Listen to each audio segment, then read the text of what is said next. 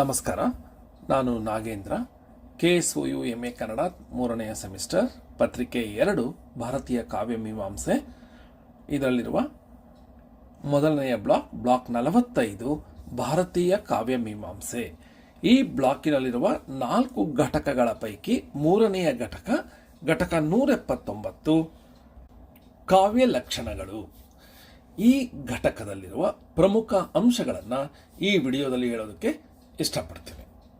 ಈ ಘಟಕದಲ್ಲಿ ಪ್ರಮುಖವಾಗಿ ವಿವಿಧ ಕಾವ್ಯ ಮೀಮಾಂಸಕರು, ಭಾರತೀಯರು ಹಾಗೂ ಪಾಶ್ಚಾತ್ಯರು, ಈ ಎಲ್ಲ ಕಾವ್ಯ ಮೀಮಾಂಸಕರು ಕಾವ್ಯ ಎಂದರೇನು ಎಂಬುದರ ಬಗ್ಗೆ ತಮ್ಮ ಚಿಂತನೆಯನ್ನು ಹೇಗೆ ಪ್ರತಿಪಾದಿಸಿದ್ದಾರೆ ಅನ್ನೋದನ್ನು ಈ ಘಟಕದಲ್ಲಿ ನಾವು ತಿಳ್ಕೊತೀವಿ.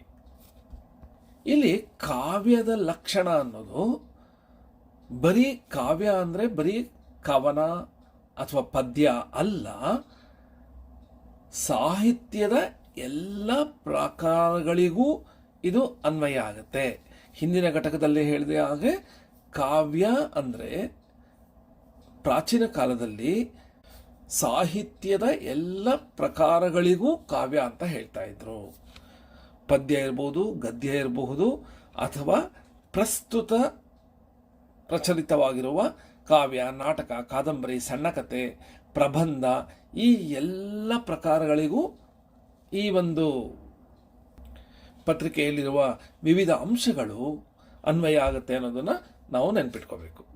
ಈ ಘಟಕದಲ್ಲಿ ಕಾವ್ಯದ ಲಕ್ಷಣಗಳನ್ನು ಭಾರತೀಯ ಕಾವ್ಯ ಮೀಮಾಂಸಕರಷ್ಟೇ ಅಲ್ಲದೆ ಪಾಶ್ಚಾತ್ಯರು ಸಹ ಏನು ಹೇಳಿದ್ದಾರೆ, ಅವರ ಅಭಿಪ್ರಾಯಗಳೇನು ಅನ್ನೋದನ್ನು ನಾವು ಈ ಘಟಕದಲ್ಲಿ ತಿಳ್ಕೊತೀವಿ. ಅದರಲ್ಲೂ ಕಾವ್ಯ, ಇದುವರೆಗೂ ಕಾವ್ಯ ಅಂದರೆ ಹೀಗೆ ಇರಬೇಕು ಅನ್ನೋದು ಸ್ಪಷ್ಟವಾಗಿ ಇದೆ ಅಂತ ಯಾರೂ ಹೇಳಿಲ್ಲ. ಪ್ರತಿಯೊಬ್ಬರು ಅವರದೇ ಆದ ಒಂದು ಸಿದ್ಧಾಂತವನ್ನು ಪ್ರತಿಪಾದಿಸಿದ್ದಾರೆ. ಅದರಲ್ಲಿ ನಾವು ಯಾರ್ಯಾರ ಸಿದ್ಧಾಂತಗಳ ಬಗ್ಗೆ, ಯಾರ್ಯಾರ ಅಭಿಪ್ರಾಯಗಳ ಬಗ್ಗೆ ತಿಳ್ಕೊತೀವಿ ಅಂದರೆ, ಭಾರತೀಯ ಕಾವ್ಯ ಮೀಮಾಂಸಕರ ಪೈಕಿ ಭಾಮಹ, ದಂಡಿ, ವಾಮನ, ರಾಜಶೇಖರ, ಆನಂದವರ್ಧನ, ಕುಂತಕ, ಮಮ್ಮಟ, ವಿಶ್ವನಾಥ, ಜಗನ್ನಾಥ ಇವರುಗಳು ಏನು ಹೇಳಿದ್ದಾರೆ ಅಂತ ಮೊದಲು ತಿಳಿದುಕೊಂಡು, ನಂತರ ಕನ್ನಡದ ಕಾವ್ಯ ಮೀಮಾಂಸಕರಾದ ಕವಿರಾಜ ಮಾರ್ಗಕಾರ ಅಂದರೆ ಶ್ರೀ ವಿಜಯ, ಎರಡನೆಯ ನಾಗವರ್ಮ, ಉದಯಾದಿತ್ಯ, ಮಾಧವ, ಸಾಳ್ವ, ತಿರುಮಲಾರ್ಯ ಇವರುಗಳು ಕಾವ್ಯದ ಲಕ್ಷಣಗಳ ಬಗ್ಗೆ ಏನು ಹೇಳಿದ್ದಾರೆ ಅಂತ ತಿಳ್ಕೊಂಡು, ನಂತರ ಪಾಶ್ಚಾತ್ಯ ಮೀಮಾಂಸಕರುಗಳಾದ Aristotle, Horace, Dante, Sidney, Shakespeare, Wordsworth, Shelley, William Henry Hudson, TS Eliot, IA Richards ಇವರುಗಳು ಕಾವ್ಯದ ಲಕ್ಷಣಗಳು ಹೇಗಿರಬೇಕು ಅನ್ನೋದನ್ನು ಯಾವ ರೀತಿಯಲ್ಲಿ ತಮ್ಮ ಸಿದ್ಧಾಂತಗಳನ್ನು ಮಂಡಿಸಿದ್ದಾರೆ, ತಮ್ಮ ಅಭಿಪ್ರಾಯಗಳನ್ನು ಮಂಡಿಸಿದ್ದಾರೆ ಅಂತ ಈ ಘಟಕದಲ್ಲಿ ತಿಳ್ಕೊಳ್ಳೋಣ. ಈ ಘಟಕದ ಬಗ್ಗೆ ಹಿಂದಿನ ಪರೀಕ್ಷೆಗಳಲ್ಲಿ ಯಾವ ಪ್ರಶ್ನೆಗಳು ಬಂದಿದೆ ಅಂತ ನೋಡೋದಾದರೆ, ಒಂದು ನೆನಪಿಟ್ಕೋಬೇಕು, ಇದುವರೆಗೂ ವಾರ್ಷಿಕ ಪದ್ಧತಿಯಲ್ಲಿ ಈ ನಾವೇನು ಕಾವ್ಯ ಲಕ್ಷಣ ಅಂತ ಹೇಳ್ತಾ ಇದ್ದೀವಿ, ಇದು ಮತ್ತೊಂದು ಘಟಕದಲ್ಲಿ ಒಂದು ಚಿಕ್ಕ ವಿಷಯವಾಗಿ ನಾವು ಇದನ್ನು ಓದಿದ್ವಿ. ಈಗ ಸೆಮಿಸ್ಟರ್ ಸ್ಕೀಮ್ನಲ್ಲಿ ಕಾವ್ಯ ಲಕ್ಷಣಗಳು ಅನ್ನೋದನ್ನು ಪ್ರತ್ಯೇಕ ಘಟಕವಾಗಿ ಓದ್ತಾ ಇದ್ದೀವಿ. ಆದ್ದರಿಂದ ನಿಮಗೆ ಪರೀಕ್ಷೆಗಳಲ್ಲಿ ಇದರ ಬಗ್ಗೆ ಒಂದು ಪ್ರಶ್ನೆ ಖಂಡಿತ ಬರುತ್ತೆ. ಹಿಂದೆ ಕೆಲವೊಂದು ಪ್ರಶ್ನೆ ಪತ್ರಿಕೆಗಳಲ್ಲಿ ಈ ಕಾವ್ಯ ಲಕ್ಷಣಗಳ ಬಗ್ಗೆ ಪ್ರಶ್ನೆಗಳು ಬಂದಿತ್ತು. ಉದಾಹರಣೆಗೆ 15 ಅಂಕಗಳ ಒಂದು ಪ್ರಶ್ನೆ ಇತ್ತು ಹಿಂದೆ.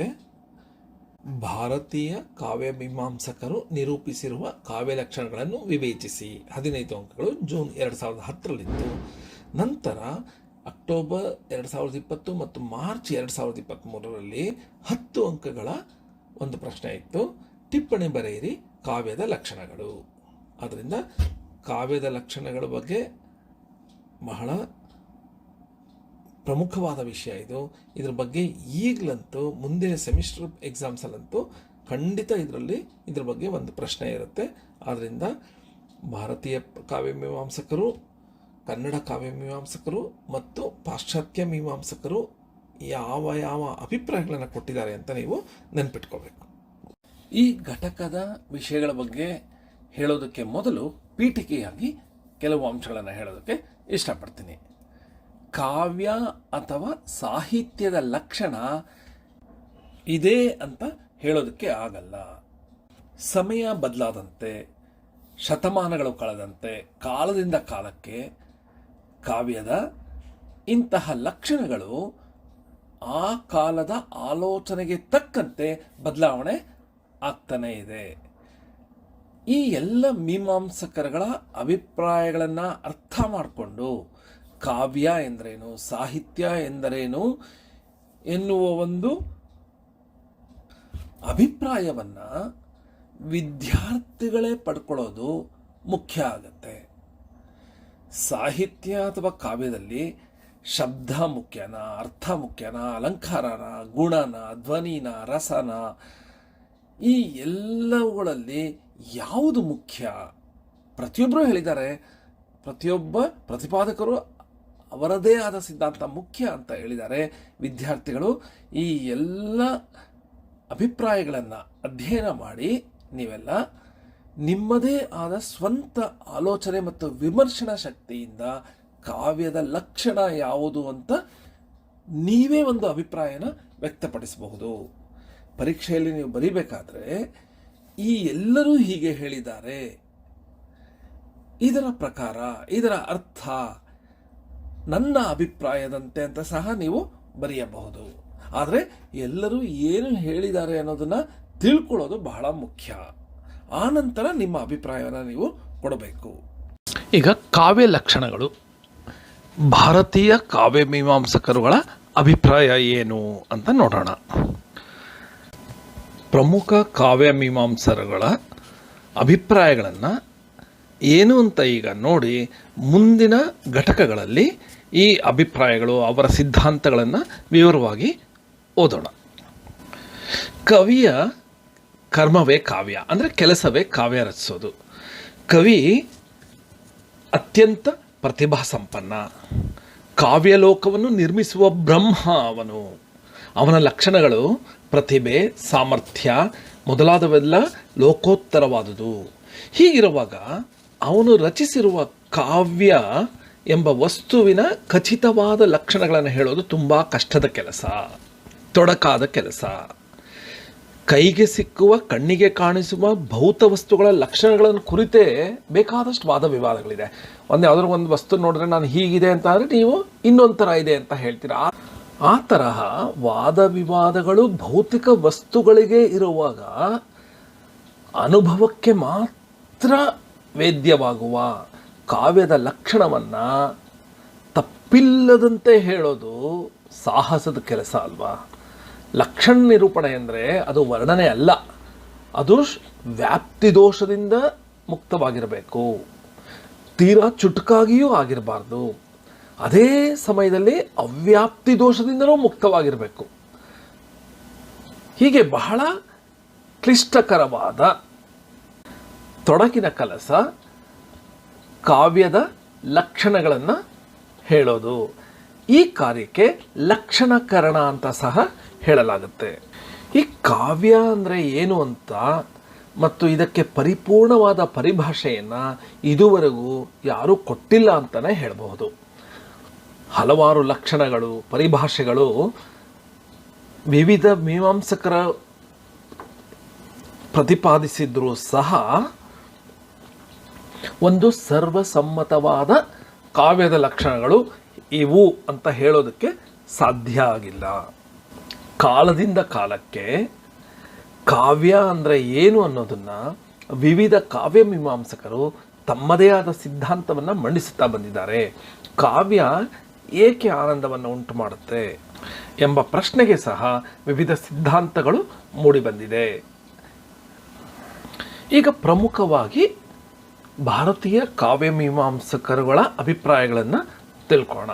ಪ್ರಮುಖ ಕವಿಗಳ, ಪ್ರಮುಖ ಮೀಮಾಂಸಕರ ಅಭಿಪ್ರಾಯಗಳನ್ನು ತಿಳ್ಕೊಳ್ಳೋಣ. ಮೊದಲಿಂದ ಭಾಮಹ ಏನು ಹೇಳಿದ್ದಾನೆ ಅಂದರೆ, ಶಬ್ದಾರ್ಥವು ಸರಿತವು ಕಾವ್ಯಂ ಅಂತ ಹೇಳಿದ್ದಾನೆ.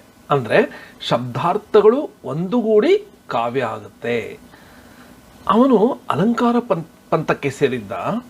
ಶಬ್ದ ಮತ್ತು ಅರ್ಥಗಳ ವೈಚಿತ್ರ್ಯವನ್ನೇ ಕಾವ್ಯ ಅಂತ ಅವನು ಕರೆದಿದ್ದಾನೆ. ಆದರೆ ಈ ಸರಿತವು ಅನ್ನುವ ಶಬ್ದ ಇದೆಯಲ್ಲ, ಇದರ ಅರ್ಥ ಏನು ಅಂದರೆ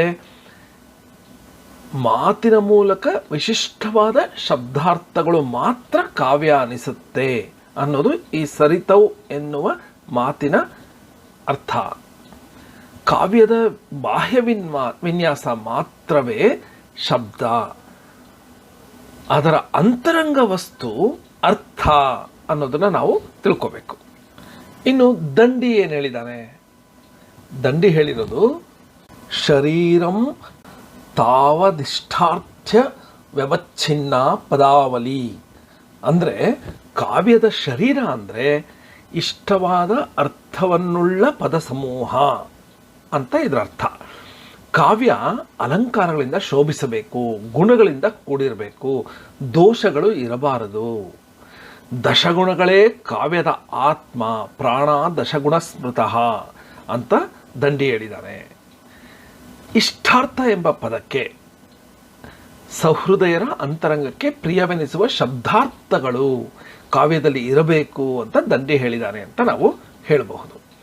ಇನ್ನು ವಾಮನ ಏನು ಹೇಳಿದ್ದಾನೆ?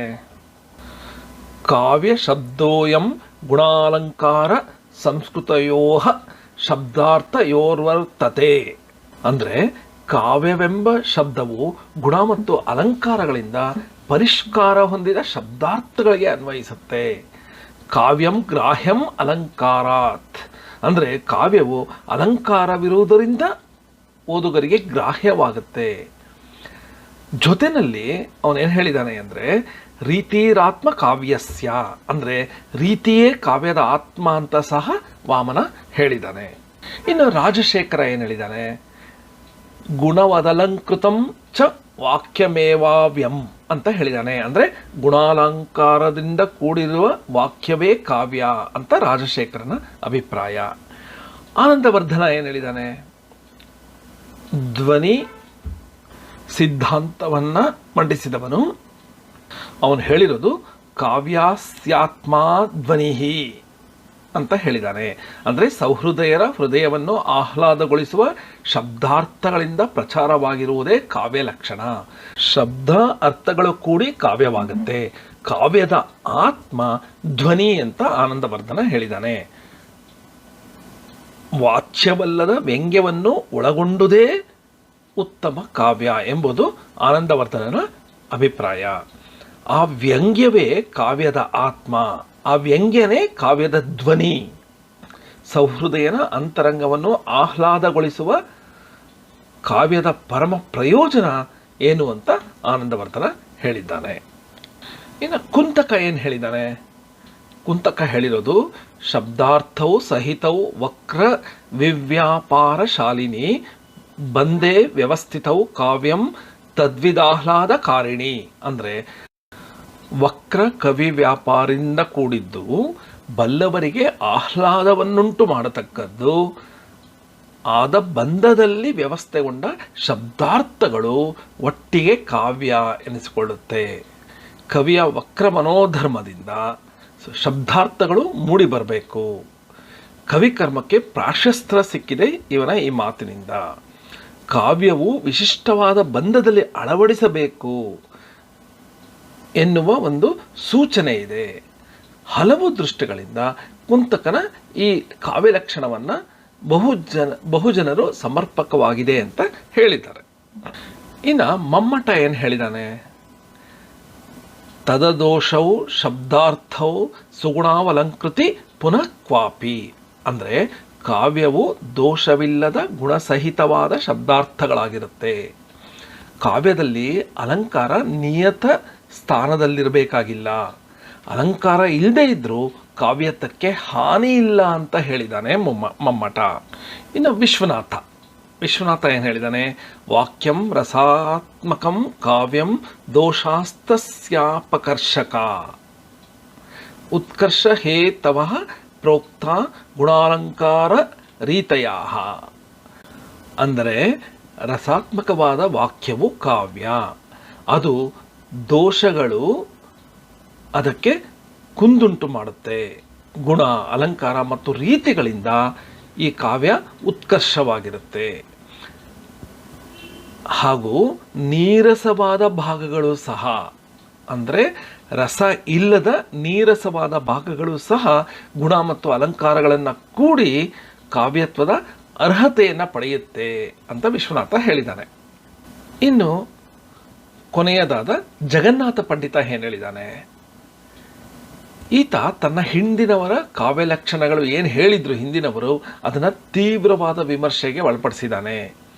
ಶಬ್ದ ವಿಶೇಷಕ್ಕೆ ಕಾವ್ಯ ಸಂಜ್ಞೆಯೇ ಹೊರತು ಅರ್ಥಕ್ಕೆ ಇಲ್ಲ ಅಂತ ಹೇಳಿದ್ದಾನೆ. ಶಬ್ದ ಮಾತ್ರವನ್ನೇ ಕಾವ್ಯವೆಂದ ಕರೆದು ಆತ ಅದಕ್ಕೆ ಲಕ್ಷಣಗಳನ್ನು ಕಲ್ಪಿಸಿದ್ದಾನೆ. ಆಸ್ವಾದನ ಉಂಟು ಮಾಡುವುದು ಮಾತ್ರವೇ ಕಾವ್ಯದ ಪ್ರಯೋಜನ ಅಂತ ಹೇಳಿದ್ದಾನೆ. ಕಾವ್ಯತ್ವವು ಶಬ್ದನಿಷ್ಠ ಅಂತ ಅವನು ನಿರ್ಣಯಿಸಿದ್ದಾನೆ. ಅಂದರೆ ಇವನು ಶಬ್ದಕ್ಕೆ ಹೆಚ್ಚು ಪ್ರಾಮುಖ್ಯತೆಯನ್ನು ಕೊಟ್ಟಿದ್ದಾನೆ. ರಮಣೀಯವಾದ ಅರ್ಥವನ್ನು ಪ್ರತಿಪಾದಿಸುವ ಶಬ್ದವು ಕಾವ್ಯ ಅಂತ ಜಗನ್ನಾಥ ಅದರ ಕಾವ್ಯದ ಲಕ್ಷಣವನ್ನು ಹೇಳಿದ್ದಾನೆ. ಜೊತೆಗೆ ರಮಣೀಯ ಎಂದರೆ ಲೋಕೋತ್ತರವಾದ ಆನಂದವನ್ನು ಉಂಟು ಮಾಡೋದು. ಆದ್ದರಿಂದ ಜಗನ್ನಾಥ ಏನು ಹೇಳಿದ್ದಾನೆ ಅಂದರೆ, ತನ್ನ ರಸಗಂಗಾಧರದಲ್ಲಿ ರಮಣೀಯಾರ್ಥ ಪ್ರತಿಪಾದಕ ಶಬ್ದ ಕಾವ್ಯಂ ಅಂತ ಹೇಳಿದ್ದಾನೆ. ಅಂದರೆ ರಮಣೀಯವಾದ ಅರ್ಥವನ್ನು ಪ್ರತಿಪಾದಿಸುವ ಶಬ್ದವು ಕಾವ್ಯ ಅಂತ ಜಗನ್ನಾಥ ಹೇಳಿರೋದು. ಈ ಹಿಂದಿನವರು ಶಬ್ದ ಮತ್ತು ಅರ್ಥಗಳು ಪರಸ್ಪರ ಕೂಡಿ ಕಾವ್ಯವಾಗುತ್ತೆ ಅಂತ ಹೇಳಿದರು. ಆದರೆ ಜಗನ್ನಾಥ ಆ ಅಭಿಪ್ರಾಯವನ್ನು ತಿರಸ್ಕರಿಸಿ ಕಾವ್ಯದ ಆಹ್ಲಾದ ಕೇವಲ ಲೌಕಿಕ ವ್ಯವಹಾರದಲ್ಲಿ ಪಡೆಯುವ ಆಹ್ಲಾದವಲ್ಲ, ಅದನ್ನು ಪಡೆಯಲು ಕೇವಲ ಭಾವನೆಯೊಂದೇ ದಾರಿ ಅಂತ ಆತ ಹೇಳಿದ್ದಾನೆ. ಹೀಗೆ ವಿವಿಧ ಭಾರತೀಯ ಕಾವ್ಯಮೀಮಾಂಸಕರುಗಳು ಇವರೆಲ್ಲ ಸಂಸ್ಕೃತದ ಪಂಡಿತರು ಅಂತ ಹೇಳ್ಬೋದು. ಇವರುಗಳ ಅಭಿಪ್ರಾಯಗಳು, ಕಾವ್ಯದ ಲಕ್ಷಣಗಳು ಏನು ಅನ್ನೋದನ್ನು ಇವರು ಹೇಳಿರೋದನ್ನು ಈಗ ತಿಳ್ಕೊಂಡ್ವಿ. ಇನ್ನು ಕಾವ್ಯ ಲಕ್ಷಣಗಳು ಏನು ಅಂತ ಕನ್ನಡ ಕಾವ್ಯಮೀಮಾಂಸಕರುಗಳು ಏನಂತ ಅಭಿಪ್ರಾಯ ಪಟ್ಟಿದ್ದಾರೆ ನಿಮಗೆಲ್ಲ ಗೊತ್ತಿರಬಹುದು. ಕವಿರಾಜ ಮಾರ್ಗಂ ಸುಮಾರು 850 ಸುಮಾರಿನ ಕನ್ನಡದ ಮೊಟ್ಟ ಮೊದಲ ಉಪಲಬ್ಧ ಕೃತಿ. ಇದರ ಕರ್ತೃ ಮೊದಲು ಅಮೋಘವರ್ಷ ನೃಪತುಂಗ ಅಂತ ಹೇಳ್ತಾ ಇದ್ರು. ಆದರೆ ಈಗ ಅವನ ಆಸ್ಥಾನದಲ್ಲಿದ್ದ ಶ್ರೀ ವಿಜಯ ಕವಿರಾಜ ಮಾರ್ಗದ ಕರ್ತೃ ಅಂತ ಎಲ್ಲರೂ ಒಪ್ಕೊಂಡಿದ್ದಾರೆ. ಆ ಕಾಲದಲ್ಲಿ ಕನ್ನಡ ನಾಡು ಕಾವೇರಿಯಿಂದ ಗೋದಾವರಿಯವರೆಗೆ ವಿಸ್ತಾರವಾಗಿ ಹಬ್ಬಿತ್ತು. ಎಲ್ಲ ನಾಡವರು ಕಾವ್ಯ ಪ್ರಯೋಗ ಪರಿಣಿತ ಮತಿಗಳು ಎನ್ನಿಸಿಕೊಂಡಿದ್ರು. ಈಗ ಅವನ ಕಾವ್ಯ ಲಕ್ಷಣದ ಅಭಿಪ್ರಾಯವನ್ನು ತಿಳಿಯೋಕ್ಕೆ ಮೊದಲು ಅವನ ಕಾಲಮಾನದಲ್ಲಿ, ಶ್ರೀ ವಿಜಯನ ಕಾಲಮಾನದಲ್ಲಿ ಹೇಗಿತ್ತು ಅಂತ ತಿಳ್ಕೊಳ್ಳೋಣ. ಆ ಕಾಲದಲ್ಲಿ ಕಾವ್ಯ ವಿಚಾರದಲ್ಲಿ ಸದಭಿರುಚಿಯುಳ್ಳವರು, ಕಾವ್ಯ ಪರಿಚಯ ಉಳ್ಳವರು, ವಿಮರ್ಶನಾ ದೃಷ್ಟಿಯುಳ್ಳವರು ಇದ್ದರು.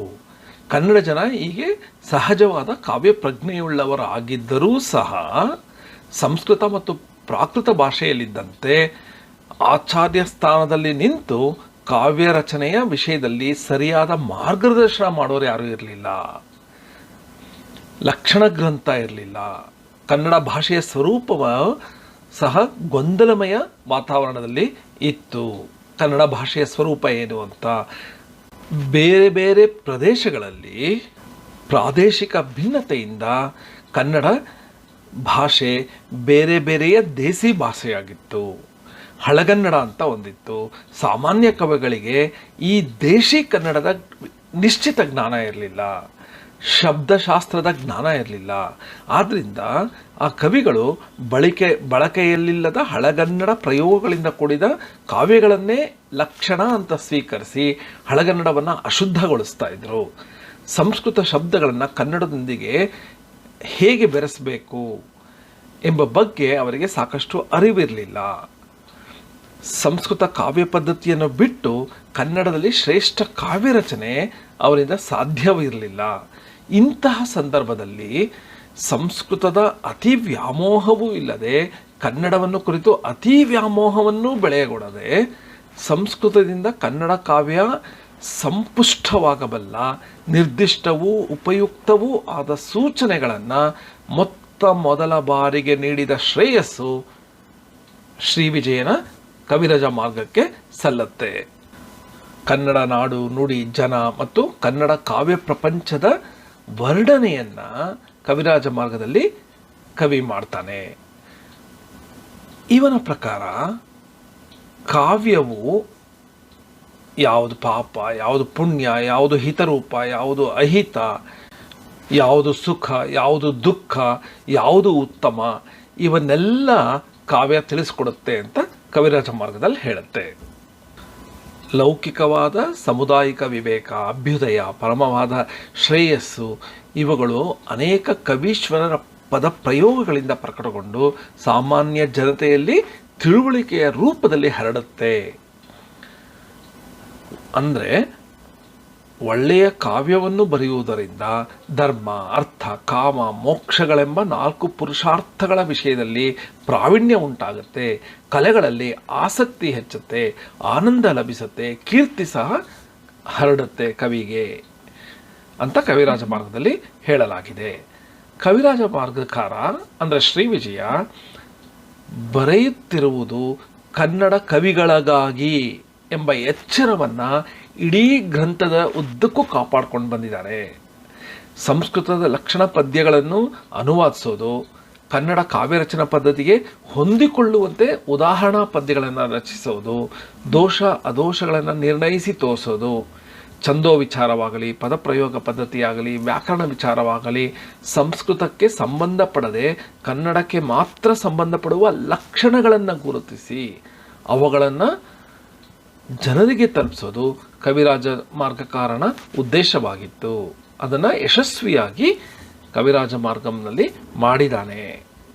ಅಂತಿಮವಾಗಿ ಕವಿರಾಜ ಮಾರ್ಗದಲ್ಲಿ ಏನು ಹೇಳಿದ್ದಾನೆ ಅಂತ ನಾವು ಹೇಳ್ಬೋದು ಅಂದರೆ, ಕಾವ್ಯವು ಕವಿಭಾವ ನಿರ್ಮಿತ, ಅನೇಕ ಪ್ರಕಾರಗಳಲ್ಲಿ ಅಭಿವ್ಯಕ್ತಿ ಪಡೆಯುವ ಉಕ್ತಿ ಮಾರ್ಗ, ವಿಶಿಷ್ಟವಾದ ಶಬ್ದ ರಚನೆ, ವಿವಿಧಾರ್ಥಗಳ ಅಭಿವ್ಯಕ್ತಿ ರೂಪದ ಅಲಂಕಾರ ಕಾವ್ಯ ಅನ್ನೋದು ಕವಿರಾಜ ಮಾರ್ಗದಲ್ಲಿ ಬಂದಿರೋದು ಶ್ರೀ ವಿಜಯನ ಅಭಿಪ್ರಾಯ ಅಂತ ನಾವು ಹೇಳಬಹುದು.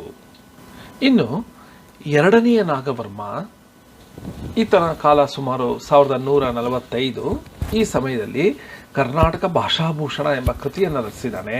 ಅದರಲ್ಲಿ ಏನು ಹೇಳಿದ್ದಾನೆ ಕಾವ್ಯ ಅಂದರೆ, ಆಹ್ಲಾದಕಾರಿಯಾದ ಶಬ್ದಾರ್ಥ ಸಮುದಾಯವೇ ಕಾವ್ಯ ಅಂತ ಎರಡನೇ ನಾಗವರ್ಮ ಹೇಳಿದ್ದಾನೆ. ತನ್ನ ಮುಂದಿನ ಕೃತಿ ಕಾವ್ಯಾವಲೋಚನದಲ್ಲಿ ಏನು ಹೇಳಿದ್ದಾನೆ ಅಂದರೆ, ಕಾವ್ಯದ ಶರೀರ ರೀತಿ ಅಂತ ಹೇಳಿದ್ದಾನೆ. ರೀತಿ ಅನ್ನೋದು ವಿನೂತನ ವಸ್ತುವಿನ ಶರೀರ, ರಸಭಾವ, ಅದರ ಜೀವ ಅಂತ ಎರಡನೇ ನಾಗವರ್ಮ ಹೇಳಿದ್ದಾನೆ. ರೀತಿ ಕಾವ್ಯದ ಶರೀರ, ಅದು ರಸ ಉಕ್ಕುವಂತೆ ಕಾವ್ಯ ರಚನೆ ಮಾಡಬೇಕು ಅಂತ ನಾಗವರ್ಮ ಅಭಿಪ್ರಾಯವನ್ನು ಪಟ್ಟಿದ್ದಾನೆ. ಇನ್ನು ಉದಯಾದಿತ್ಯ ಏನು ಹೇಳಿದ್ದಾನೆ, ಕ್ರಿಸ್ತಶಕ ಸುಮಾರು 1150ರಲ್ಲಿ ಉದಯಾದಿತ್ಯಾಲಂಕಾರ ಎಂಬ ಗ್ರಂಥದಲ್ಲಿ ಏನು ಹೇಳಿದ್ದಾನೆ ಅಂದರೆ, ಅರ್ಥದಿಂದ ಅಳವಟ್ಟ ಶಬ್ದ ಸಮುದಾಯವು ಕಾವ್ಯ ಶರೀರ, ಅದಕ್ಕೆ 10 ಕಾವ್ಯ ಗುಣಗಳು ಪ್ರಾಣ ಅಂತ ಉದಯಾದಿತ್ಯ ಹೇಳಿದ್ದಾನೆ. ಇನ್ನು ಮಾಧವ ಏನು ಹೇಳಿದ್ದಾನೆ, ತನ್ನ ಮಾಧವಾಲಂಕಾರ ಕ್ರಿಸ್ತಶಕ ಸುಮಾರು 1500ರ ಸಮಯದಲ್ಲಿ ಆತ ತನ್ನ ಗ್ರಂಥವನ್ನು ರಚಿಸಿರೋದು. ಕಾವ್ಯದ ಮಹತ್ವವನ್ನು ಆತ ಹೇಳ್ತಾ ಏನು ಹೇಳಿದ್ದಾನೆ ಅಂದರೆ, ಭಾಷೆ ಅಥವಾ ಪದ ಅಥವಾ ಕಾವ್ಯ ಎಂಬ ಜ್ಞಾನದೀಪ ಬೆಳಗದಿದ್ದರೆ ಸಮಸ್ತ ಲೋಕವು ಸತತ ಕಾಲವು ಅಜ್ಞಾನದ ಅಂಧಕಾರದಲ್ಲಿ ಮುಳುಗಿ ಹೋಗ್ತಾ ಇತ್ತು ಅಂತ ಮಾಧವ ಹೇಳಿದ್ದಾನೆ. ನಂತರ ಸಾಳ್ವ 1550ರಲ್ಲಿ ಸಾಳ್ವ ಭಾರತ ರಚಿಸಿ ಅದರಲ್ಲಿ ತನ್ನ ಸಮಕಾಲೀನರ ಕವಿಕಾಮನ ಶೃಂಗಾರ ರತ್ನಾಕರ ಎಂಬ ಗ್ರಂಥದಿಂದ ಹೆಚ್ಚು ಪ್ರಭಾವಿತನಾಗಿದ್ದ. ಅದರಿಂದ ಹಲವಾರು ವಿಷಯಗಳನ್ನು ತೆಗೆದುಕೊಂಡಿದ್ದ, ಕೆಲವನ್ನು ವಿಮರ್ಶಿಸಿ ಟೀಕಿಸಿದ್ದಾನೆ. ಕೃತಿಗೆ ರಸಮೇ ಸಾರಂ ಅಂತ ಸಾಳ್ವ ಹೇಳಿದ್ದಾನೆ. ಅಂದರೆ ರಸಕ್ಕೆ ಬಹಳ ಪ್ರಾಮುಖ್ಯತೆ ಕೊಟ್ಟಿದ್ದಾನೆ.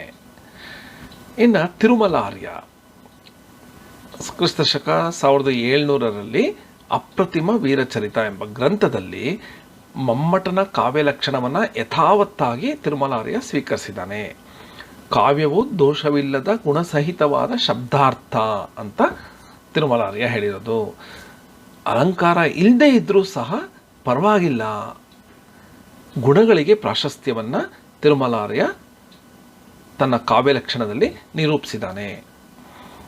ಹೀಗೆ ಭಾರತೀಯ ಅಥವಾ ಕನ್ನಡದ ಕಾವ್ಯಮೀಮಾಂಸಕರ ಪ್ರಕಾರ ಯಾವುದೇ ಒಂದು ಲಕ್ಷಣ ಇದು ಕಾವ್ಯದ ಲಕ್ಷಣ ಅಂತ ನಿರ್ಣಯಿಸೋದಕ್ಕೆ ಆಗೋದಿಲ್ಲ.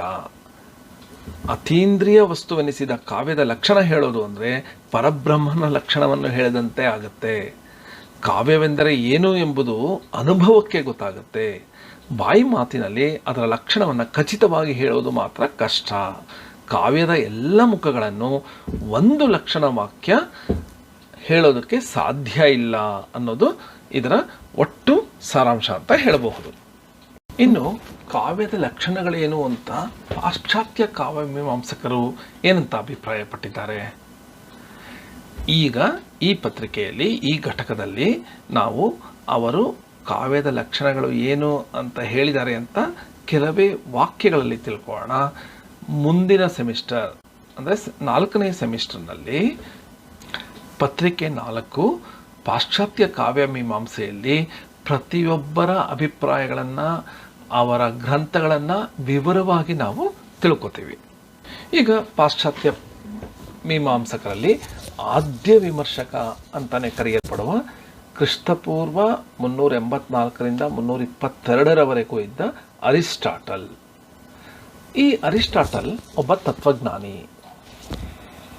ಈತ ತನ್ನ ತತ್ವಗಳಿಂದ ಜನಜೀವನದ ಮೇಲೆ ಅಪಾರವಾದ ಪ್ರಭಾವವನ್ನು ಬೀರಿದ್ದ.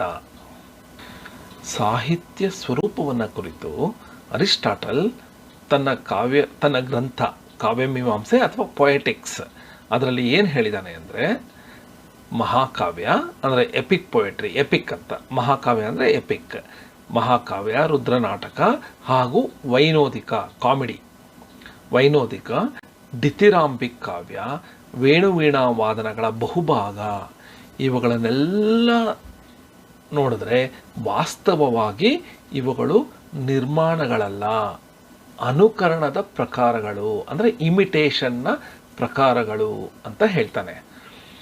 ಏನಿದು ಅನುಕರಣದ ಪ್ರಕಾರಗಳು ಅಂದರೆ, ಉದಾಹರಣೆಗೆ ನಾವು ಅಥವಾ ಒಬ್ಬ ಶಿಲ್ಪಿ ಅಥವಾ ಚಿತ್ರಕಾರರು ಶಿವನನ್ನು ವಿಷ್ಣುವನ್ನು ನಿರ್ಮಿಸಿದ್ರೆ, ಚಿತ್ರ ಬರೆದ್ರೆ ಅಥವಾ ವಾಸ್ತುಶಿಲ್ಪವನ್ನು ನಿರ್ಮಿಸಿದ್ರೆ ಅವರು ನಿಜವಾದ ಶಿವ ಮತ್ತು ವಿಷ್ಣುವನ್ನು ನಿರ್ಮಿಸೋದಿಲ್ಲ. ಅವರು ಚಿತ್ರಿಸೋದು ಅವರಂತೆ ಇರುವ ರೂಪಗಳನ್ನು ಅಥವಾ ಅನುಕೃತಿಗಳನ್ನು ಅಂತ ಅರಿಸ್ಟಾಟಲ್ ಅಭಿಪ್ರಾಯ ಪಡೋದು. ಅಂದರೆ ಅವೆಲ್ಲ ಇಮಿಟೇಷನ್ಸ್, ನೈಜ ವಸ್ತು ಅಲ್ಲ, ಅದು ಇಮಿಟೇಷನ್ಸ್. ಆದ್ದರಿಂದ ಕವಿಯ ನಿರ್ಮಾಣ ಅಲ್ಲ, ಅದೊಂದು ಅನುಕರಣೆ ಅಂತ ಅರಿಸ್ಟಾಟಲ್ ಅಭಿಪ್ರಾಯ ಪಟ್ಟಿದ್ದಾನೆ. ಕವಿಯು ನೀಡಬೇಕಾದ ಆನಂದ ಅನುಕರಣದ ಮೂಲಕ ಕರುಣೆ ಮತ್ತು ಭಯಗಳಿಂದ ಜನಿಸುವ ಆನಂದ ಅಂತ ಕಾವ್ಯ ಲಕ್ಷಣವನ್ನು ಮತ್ತು ಅದನ್ನು ಕುರಿತು ಅರಿಸ್ಟಾಟಲ್ ಹೇಳಿದ್ದಾನೆ. ಇನ್ನು ಮುಂದೆ ಹೊರೇಸ್, ಈತನ ಕಾಲ ಕ್ರಿಸ್ತಪೂರ್ವ 65ರಿಂದ 8ರವರೆಗೂ ಇವನು ಬದುಕಿದ್ದ. ಅರಿಸ್ಟಾಟಲ್ ನಂತರ ಪ್ರಮುಖ ವಿಮರ್ಶಕ ಹೊರೇಸ್ ಅಂತ ಹೇಳಬಹುದು.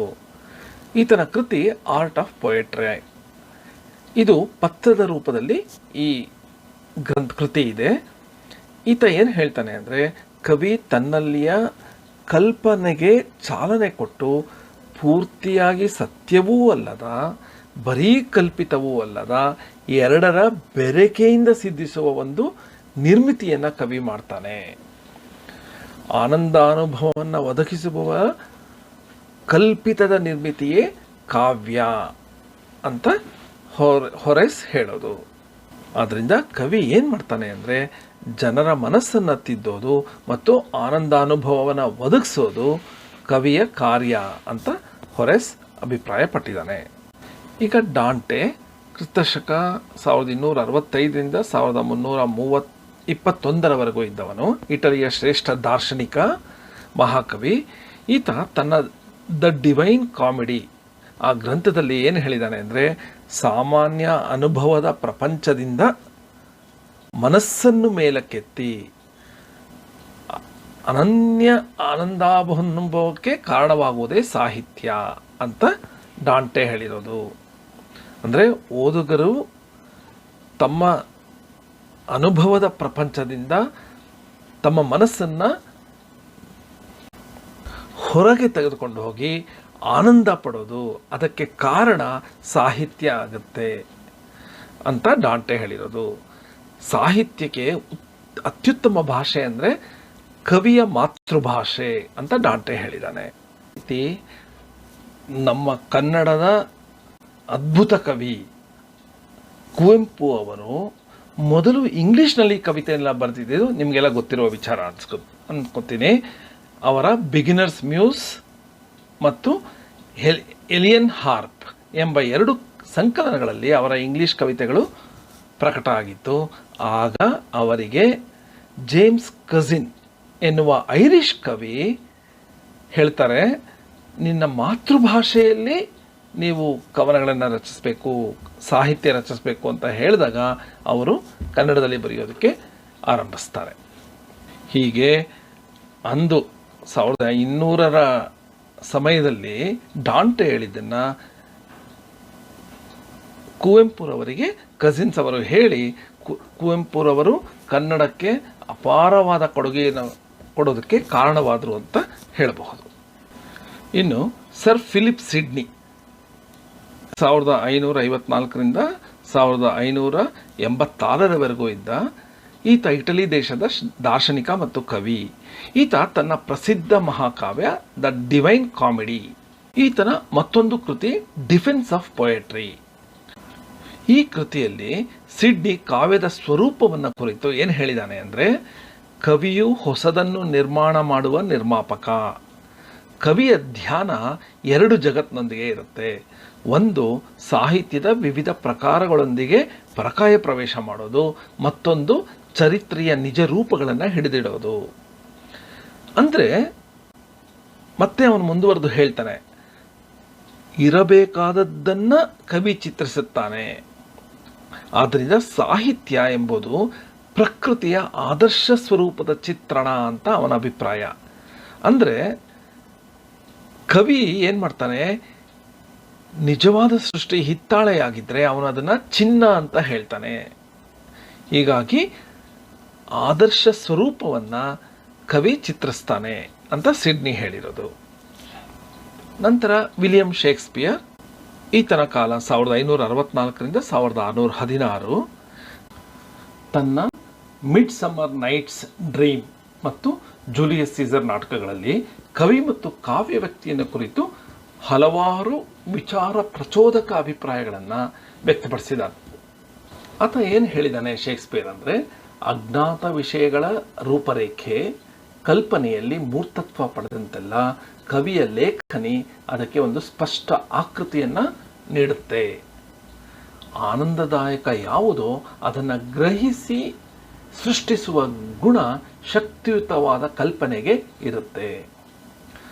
ಮತ್ತೊಂದು ವಿಷಯ ಅವನು ಹೇಳ್ತಾನೆ, ಹುಚ್ಚ, ಪ್ರಣಯ ಮತ್ತು ಕವಿ ಈ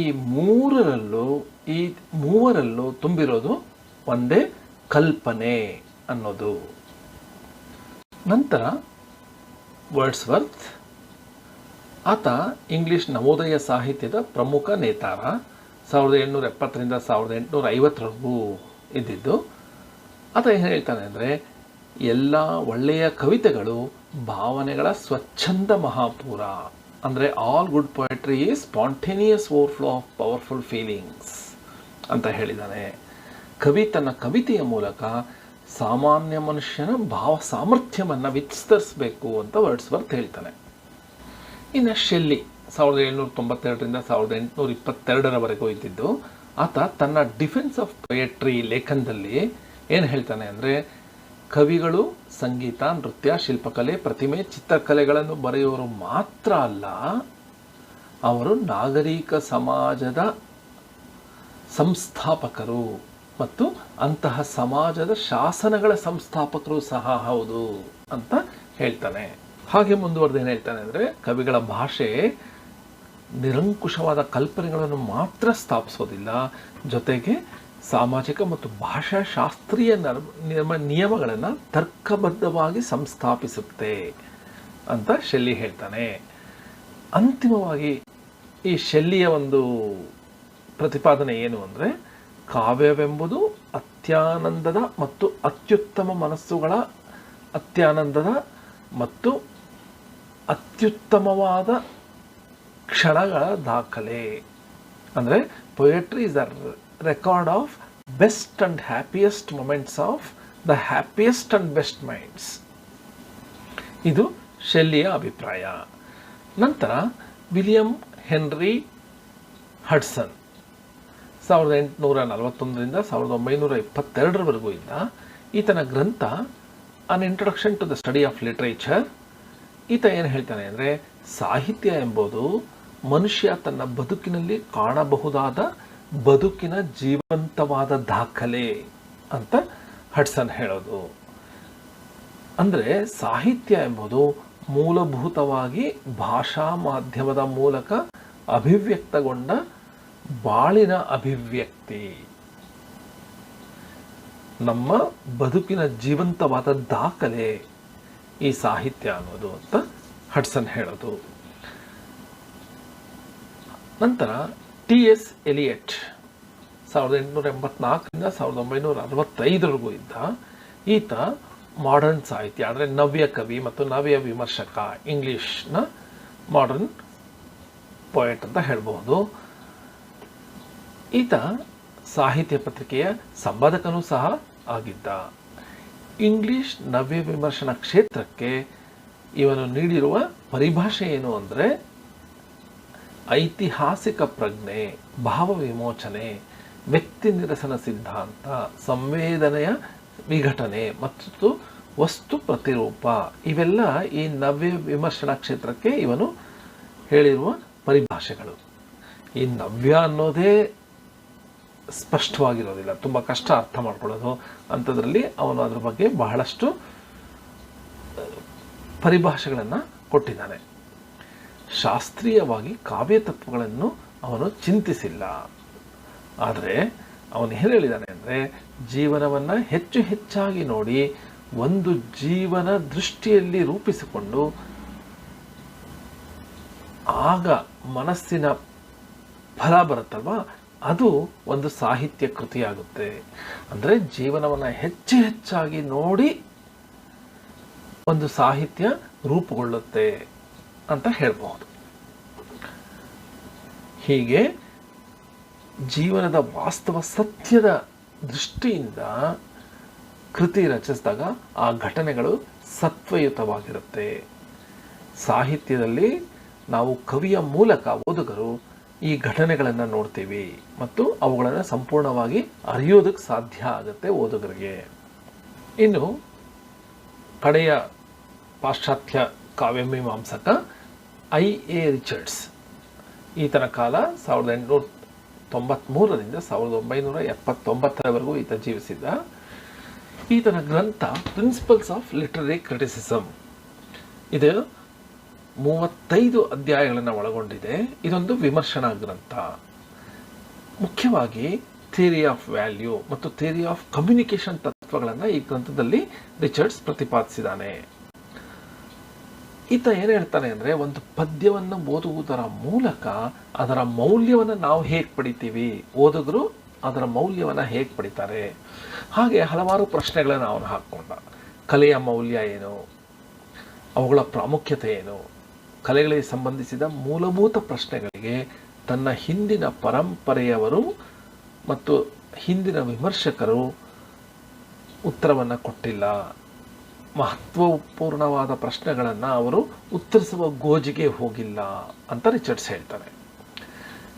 ಕಲೆಯನ್ನು ಕುರಿತು ಇಂತಹ ಪ್ರಶ್ನೆಗಳಿಗೆ ನೀತಿಶಾಸ್ತ್ರದಲ್ಲಿ ಏನಾದರೂ ಉತ್ತರ ಇದೆಯಾ ಅಂತ ಹುಡುಕಕ್ಕೆ ಹೋದಾಗ ಅವನಿಗೆ ಅರಿವಾಗುತ್ತೆ, ನೀತಿ ಅನ್ನೋದು ಕಾಲದಿಂದ ಕಾಲಕ್ಕೆ ಬದಲಾಗುತ್ತೆ.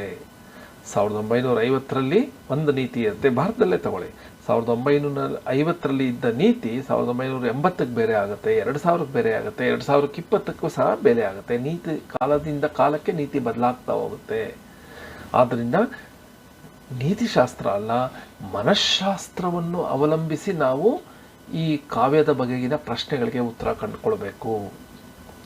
ಮನುಷ್ಯನಲ್ಲಿ ಕೆಲವು ಮೂಲಭೂತ ಪ್ರವೃತ್ತಿಗಳಿರುತ್ತೆ. ಆಹಾರ, ನಿದ್ರೆ, ಮೈಥುನ. ಮನುಷ್ಯ ಇಂತಹ ಮೂಲಭೂತ ಪ್ರವೃತ್ತಿಗಳಿಗೆ ಧಕ್ಕೆ ಒದಗದಂತೆ ಒಟ್ಟಾರೆಯಾಗಿ ಯಾವುದು ಸಾಮಾಜಿಕ ವ್ಯವಸ್ಥೆಯನ್ನು ರೂಪುಗೊಳಿಸುತ್ತೋ ಅಂತಹ ವ್ಯವಸ್ಥೆಗಳನ್ನು ಮೌಲ್ಯ ಅಂತ ಕರೀಬಹುದು. ಒಳ್ಳೆಯ ಮೌಲ್ಯ ಯಾವುದು ಅಂತ ಯಾರಾದರೂ ಪ್ರಶ್ನಿಸಿದ್ರೆ ಅದಕ್ಕೆ ಸಹ ಉತ್ತರ ವ್ಯಕ್ತಿಯಿಂದ ವ್ಯಕ್ತಿಗೆ, ಕಾಲದಿಂದ ಕಾಲಕ್ಕೆ ಬದಲಾಗ್ತಾ ಹೋಗುತ್ತೆ ಅಂತ ಅವನು ಹೇಳ್ತಾನೆ. ತನ್ನಷ್ಟೇ ಮುಖ್ಯವಾದ ಮತ್ತೊಬ್ಬ ಮನುಷ್ಯನ ಪ್ರವೃತ್ತಿಯನ್ನ ಹಾಳು ಮಾಡದೆ, ಹತಾಶೆಗೊಳಿಸದೆ ಯಾವುದು ತನ್ನನ್ನು ತೃಪ್ತಿಪಡಿಸಿಕೊಳ್ಳುತ್ತದೋ ಆ ಅನುಭವ, ಆ ಮೌಲ್ಯ ಮೌಲ್ಯಯುತವಾದದ್ದು. ಅಂತಹ ಮೌಲ್ಯಗಳನ್ನು ಸಮಗ್ರವಾಗಿ ಕಲೆಗಳು ಮಾತ್ರ ನೀಡಬಲ್ಲವು. ಕಲೆಗಳು ಅಂದರೆ ಕಾವ್ಯಗಳು ಮಾತ್ರ ನೀಡಬಲ್ಲವು. ಹಿಂದೆ ಧರ್ಮ ಯಾವುದು ಮೌಲ್ಯ, ಯಾವುದು ಅಪಮೌಲ್ಯ ಅಂತ ಹೇಳ್ತಾ ಇತ್ತು. ಆದರೆ ವರ್ತಮಾನ ಕಾಲದಲ್ಲಿ ಧರ್ಮವನ್ನು ಹೆಚ್ಚು ಜನ ಅವಲಂಬಿಸೋದಿಲ್ಲ. ಹಿಂದೆ ಧರ್ಮದ ಹಿಂದೆ ಬಚ್ಚಿಟ್ಕೋತಾ ಇದ್ರು ಜನ ವಾದ ವಿವಾದಗಳಿಗೆ. ಈಗ ಆ ಥರ ಬಚ್ಚಿಟ್ಕೊಳ್ಳೋದಕ್ಕೆ ಒಂದು ಬಂಡೆ ಬೇಕು. ಈಗಿನ ಕಾಲದ ಮನುಷ್ಯ ಏಕಾಂಗಿಯಾಗಿದ್ದಾನೆ, ದುಃಖಕರವಾಗಿದ್ದಾನೆ. ನೈತಿಕ ತತ್ವಗಳು ಬೆಲೆ ಕಳೆದುಕೊಂಡು ಈ ಒಂದು ಪರಿಸ್ಥಿತಿಯಲ್ಲಿ ಮನುಷ್ಯ ಸುಲಭವಾಗಿ ಅಮಾನುಷತೆಯೆಡೆ ಸಾಗಬಹುದು. ಅದಕ್ಕೆ ನಾವು ಭಯಂಕರವಾದ ವಿಷಯಗಳನ್ನು ನಾವು ಈ ಪ್ರಪಂಚದಲ್ಲಿ ನಡೀತಾ ಇರೋದನ್ನು ನಾವು ಕೇಳ್ತೀವಿ. ಈ ವಿನಾಶವನ್ನು ತಪ್ಪಿಸುವ ಸಾಮರ್ಥ್ಯ ಕಲೆಗೆ ಇದೆ. ಸಾಹಿತ್ಯದ ಮೂಲಕ ಮೌಲ್ಯಗಳ ವ್ಯವಸ್ಥೆಯನ್ನು ಪುನರ್ರೂಪಿಸಿಕೊಳ್ಳಬಹುದು. ಈ ಪ್ರಸ್ತುತ ಇರುವ ಗೊಂದಲದ ಸ್ಥಿತಿಯಿಂದ ಒಂದು ಒಳ್ಳೆಯ ವ್ಯವಸ್ಥೆಯ ಕಡೆ ನಾವು ಹೋಗಬಹುದು. ಯಾಕಂದರೆ ಕಲೆಗಳು ಬೇರೆ ಬೇರೆ ಮನಸ್ಸುಗಳ ದಾಖಲೆಯಾಗಿರುತ್ತೆ ಅಂತ ರಿಚರ್ಡ್ಸ್ ಅಭಿಪ್ರಾಯಪಟ್ಟಿದ್ದಾನೆ. ಹೀಗೆ ಈ ಎಲ್ಲ ಪಾಶ್ಚಾತ್ಯ ಮೀಮಾಂಸಕರುಗಳ ಅಭಿಪ್ರಾಯಗಳನ್ನು ನಾವು ಮೂರು ವಾಕ್ಯಗಳಲ್ಲಿ ನೋಡಿದ್ವಿ. ಮೊದಲೇ ಹೇಳ್ದಂಗೆ ವಿವರವಾದ ಇವರ ಅಭಿಪ್ರಾಯಗಳನ್ನು, ಇವರ ಸಿದ್ಧಾಂತಗಳನ್ನು 4ನೇ ಸೆಮಿಸ್ಟರ್ನಲ್ಲಿ ಪತ್ರಿಕೆ 4ರಲ್ಲಿ ವಿವರವಾಗಿ ಓದ್ತೀವಿ. ಅದೇ ಭಾರತೀಯ ಕಾವ್ಯ ಮೀಮಾಂಸಕರುಗಳ ಅಭಿಪ್ರಾಯಗಳನ್ನು ಇದೇ ಪತ್ರಿಕೆಯಲ್ಲಿ ಮುಂದಿನ ಘಟಕಗಳಲ್ಲಿ ಓದ್ತೀವಿ. ಈ ಘಟಕದ ಸಾರಾಂಶ ಏನು ಅಂತ ನೋಡೋಣ. ಈ ಘಟಕದಲ್ಲಿ ನಾವು ಕಾವ್ಯದ ಲಕ್ಷಣಗಳು ಯಾವುದು ಅಂತ ತಿಳ್ಕೊಳ್ಳೋದಕ್ಕೆ ಪ್ರಯತ್ನ ಪಟ್ವಿ. ಮೊದಲು ಅದನ್ನು ಕಾವ್ಯದ ಲಕ್ಷಣ ಹೇಳೋದು ತುಂಬ ಕಷ್ಟಕರವಾದ ತೊಡಕಿನ ಕೆಲಸ ಅಂತ ತಿಳ್ಕೊಂಡ್ವಿ. ನಂತರ ಭಾರತೀಯ ಕಾವ್ಯ ಮೀಮಾಂಸಕರು, ಕನ್ನಡ ಕಾವ್ಯ ಮೀಮಾಂಸಕರು, ಪಾಶ್ಚಾತ್ಯ ಕಾವ್ಯ ಮೀಮಾಂಸಕರುಗಳು ಕಾವ್ಯ ಮತ್ತು ಕಾವ್ಯದ ಲಕ್ಷಣ ಏನು ಅನ್ನೋದನ್ನು ಯಾವ್ಯಾವ ರೀತಿಯಲ್ಲಿ ತಮ್ಮ ಅಭಿಪ್ರಾಯವನ್ನು ವ್ಯಕ್ತಪಡಿಸಿದ್ದಾರೆ ಅಂತ ತಿಳ್ಕೊಂಡ್ವಿ. ಒಬ್ಬ ಕವಿ ಕಾವ್ಯವನ್ನು ರಚಿಸುವಾಗ ಕಾವ್ಯದ ಲಕ್ಷಣವನ್ನು ಪರಿಗಣೆಗೆ ತೆಗೆದುಕೊಂಡು ಅದನ್ನು ಇಟ್ಕೊಂಡು ಕಾವ್ಯ ನಿರ್ಮಾಣ ಮಾಡೋದಿಲ್ಲ. ಆದರೆ ಕವಿಯ ಕಾವ್ಯವನ್ನು ಗಮನದಲ್ಲಿಟ್ಕೊಂಡು ಮೀಮಾಂಸಕರು ಕಾವ್ಯದ ಲಕ್ಷಣಗಳನ್ನು ತಿಳಿಸ್ತಾರೆ. ಆರಂಭದಲ್ಲಿ ಈ ಮೀಮಾಂಸಕರು ಶಬ್ದಾರ್ಥಗಳು, ಅಲಂಕಾರಗಳು, ಗುಣಗಳು ಮುಂತಾದವು ಕಾವ್ಯದ ಸೃಷ್ಟಿಗೆ ಅಗತ್ಯವಾದ ಅಂಶ ಅಂತ ಪ್ರತಿಪಾದಿಸಿದರು. ನಂತರ ರಸಕ್ಕೆ ಪ್ರಾಧಾನ್ಯತೆ ನೀಡಿದರು ಅನ್ನೋದನ್ನು ನಾವು ಈ ಘಟಕದಲ್ಲಿ ನೋಡಿದ್ವಿ. ಈ ವಿಡಿಯೋದಲ್ಲಿ ಹೇಳಲಾದ ಎಲ್ಲ ಅಂಶಗಳನ್ನು ಮನನ ಮಾಡಿಕೊಂಡು ಮತ್ತೆ ಪುಸ್ತಕ ತೆಗೆದು ಇದನ್ನು ಕೇಳ್ತಾ ನಾವು ಆ ಪುಟಗಳನ್ನು ತಿರುಗಿಸಿದ್ರೆ ನಮಗೆ ಎಲ್ಲ ಅಂಶಗಳು ಸ್ಪಷ್ಟವಾಗುತ್ತೆ. ಆದ್ದರಿಂದ ಈ ವಿಡಿಯೋ ಕೇಳೋದೇ ಅಲ್ಲದೆ ಪುಸ್ತಕವನ್ನು ಸಹ ಓದೋದು ತುಂಬ ಒಳ್ಳೆಯದು. ಈ ವಿಡಿಯೋ ನಿಮಗೇನಾದರೂ ಇಷ್ಟ ಆಗಿ ಇದು ಉಪಯೋಗ ಅನಿಸಿದ್ರೆ ಇದಕ್ಕೆ ನೀವು ನಿಮ್ಮ ಅನಿಸಿಕೆಗಳನ್ನು ಕಾಮೆಂಟ್ ಬಾಕ್ಸಲ್ಲಿ ಕೊಡಿ ಅಂತ ಒಂದು ವಿನಂತಿ. ಧನ್ಯವಾದಗಳು.